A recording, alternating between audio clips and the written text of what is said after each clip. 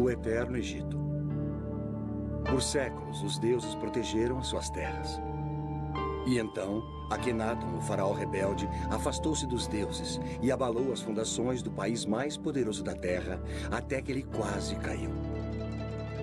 Akhenaton era um fanático religioso ou era o presságio do Cristo?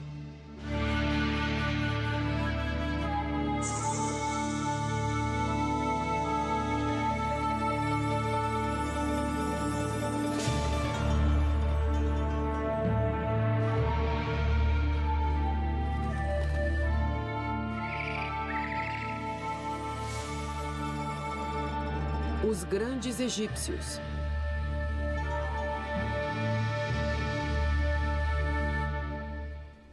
O faraó rebelde. As pirâmides e os templos do Egito parecem que vão perdurar para sempre. Mas existem alguns monumentos que desapareceram praticamente quando foram construídos.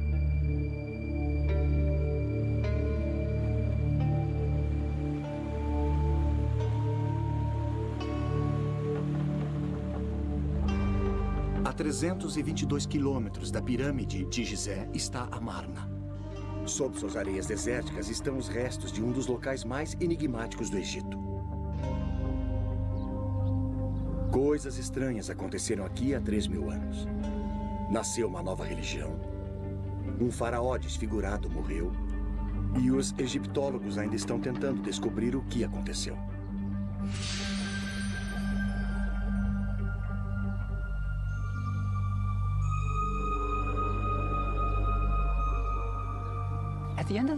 No final do século passado, Sir Flinders Petrie, o fundador da egiptologia moderna, descobriu uma grande cidade perdida no deserto.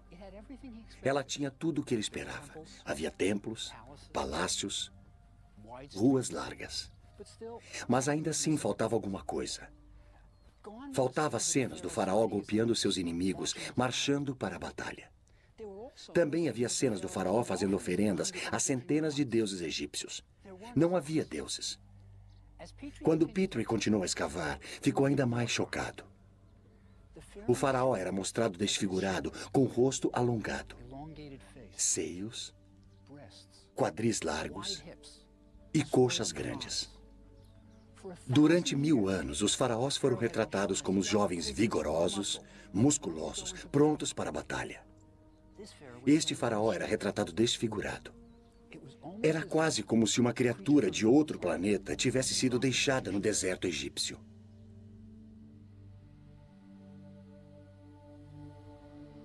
Então, o que aconteceu cerca de 1.300 anos antes do nascimento de Cristo?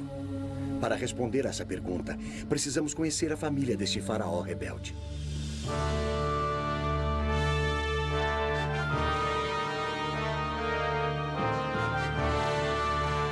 Era a época mais gloriosa do Egito. O Egito nunca tinha sido tão rico, poderoso ou estado mais certo de si. Ao longo de todo o Nilo, artífices construíam grandes templos para homenagear as centenas de deuses. Se agradassem aos deuses, o Egito prosperaria.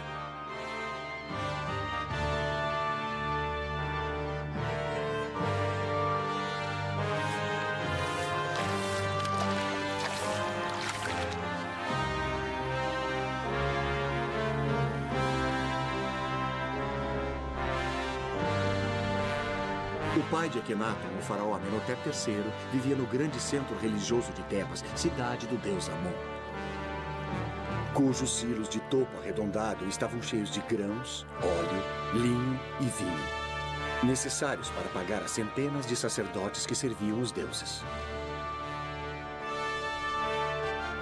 Havia uma só principal indústria na cidade, a religião. E bem no centro de tudo estava Amenhotep III. Suas duas colossais estátuas ainda se encontram na planície de Tebas. Uma vez elas guardaram um grande templo, que agora encontra-se sob o solo. Toda a glória e riqueza de Tebas logo seriam abaladas por uma revolução como jamais vista.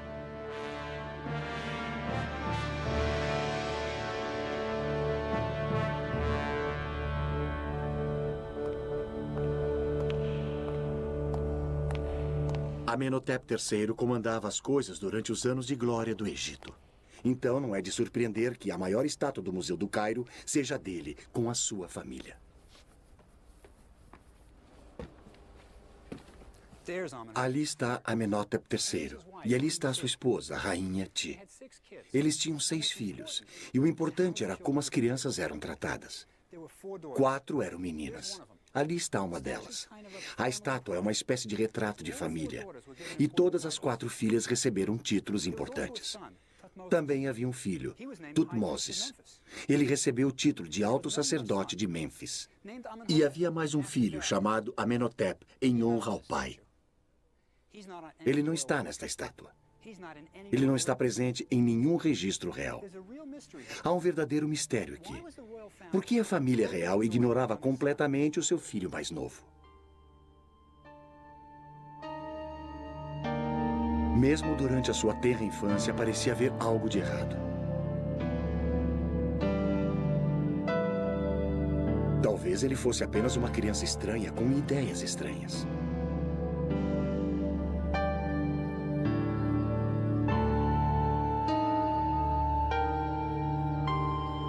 Enquanto seu irmão e irmãs recebiam títulos e honras, não havia nada para o jovem Amenhotep. Quando o séquito real ia aos templos para fazer oferendas ao deus Amon e para comemorar os festivais, podemos imaginar o pequeno Amenhotep deixado para trás, sozinho no palácio. Até mesmo o deus Amon rejeitava o garoto.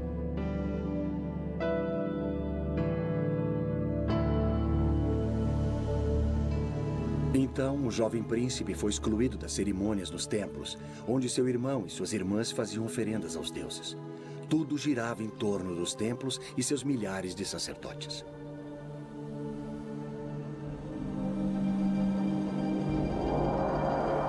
Os faraós orgulhosamente inscreviam nas paredes dos templos a quantidade de ouro, prata, gado e terras que davam para os deuses.